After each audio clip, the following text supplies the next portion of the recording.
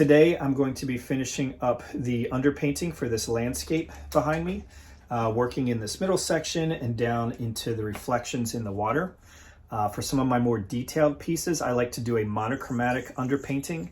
Monochromatic just simply means one color. So as you can see, this is just black and white. Some artists like to use burnt umber in white, burnt sienna in white.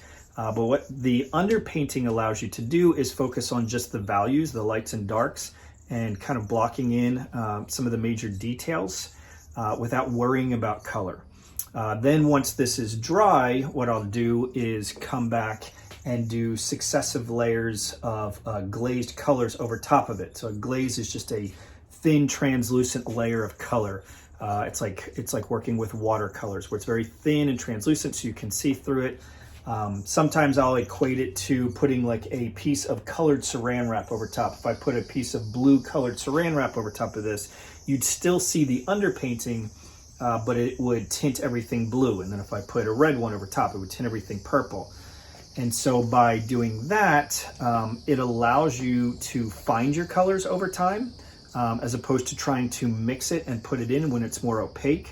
The thin translucent layers, I can do as many layers as I need. So if something's too warm, I can cool it down. If something's too cool, I can warm it up. And then also in the end, I find that the colors are so much more rich and vibrant, because you can see all these successive layers. Another reason I like to do black and white as opposed to brown and white is because people like Ang and Titian, they would do black and white underpaintings. And what it does is over time, your oil paints tend to yellow and become more thinner and translucent. And so with the cooler black and white underneath, it counteracts that yellowing. And so if you'll go and look at Titian's paintings, his colors are still rich and vibrant, hundreds of years later. I have my photo reference on the screen here that I can zoom in and see any details I need. And then as far as paints today, I'm using Winsor & Newton titanium white, which I'm just about out of. Need to pull out a new one. And also ivory black. And so it's just those two.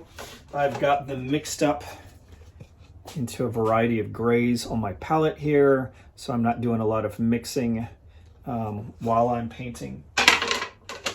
And then as far as brushes, I've got a variety. I use a ton of brushes, a ton of different types of brushes. So I've got my rounds for some of the detail. I even have some smaller, like 000 rounds like this to get in and get real fine detail. I use filberts a lot. You can see the rounded edge up top, and that allows me to kind of blend things a little easier. I also have some flats. You can see the flat edge up top, and that allows me to kind of cut in and get also some sharper lines and details, which I'll also do with palette knives like so, or like this. I'll use my palette knives, and as I kind of drag the paint, it gives it different textures. I'll use rags as well, rags and paper towels, and at times even use trowels and kind of pull the paint. I've got bigger filberts for areas like the sky that I want to be kind of blended in. And then also for some of the background details, I will use either a fan brush or a 1.5 inch brush to, after I've painted something in, to kind of blur it out. As things get closer to us, they have more definition, stronger contrast, more detail. As things recede away, they have less contrast and less detail. And so I use these two brushes for areas like the mountains and clouds in the background. After I paint them in, I want to kill some of that detail and contrast. And so the fan brush, or this 1.5 inch brush, allows me to do that. Okay. Other than that, I think it's time to jump into the painting, and I'll give some more instruction later, okay?